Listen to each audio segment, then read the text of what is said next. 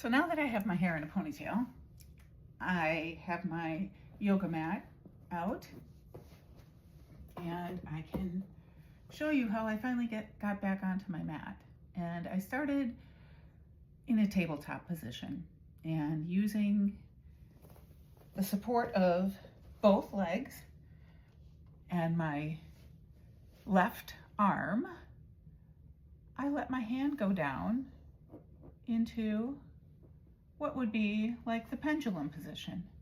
Now keep the weight in the back of in the back so that you don't fall forward. Keep your good hand somewhat centered to support your body and just walking your fingers very gently. I don't have any weight on my right shoulder, on my right arm. It's all just passive. But I discovered that I was able to get into a child's pose, which anybody who's done any yoga will know child's pose and how wonderful it feels on the hips and on the shoulders.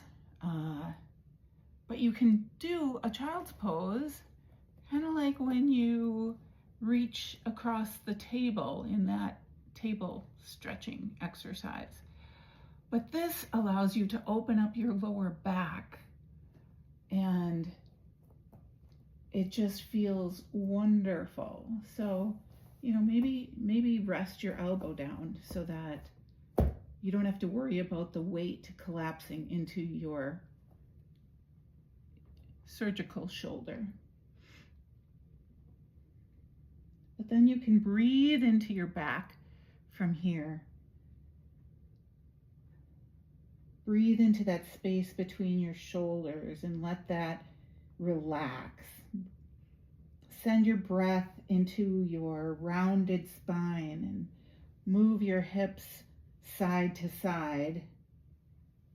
It's just a wonderful feeling to have that stretch in your low back, and you can let your neck, your head hang, loosen up your neck, maybe nod your head yes and no, and maybe once you're sunk into it, you can reach your hand out a little bit further.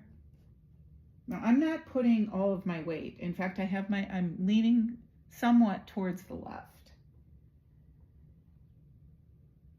But just getting into this position and breathing into my backside and stretching out the hips in the back and lower back, lumbar area.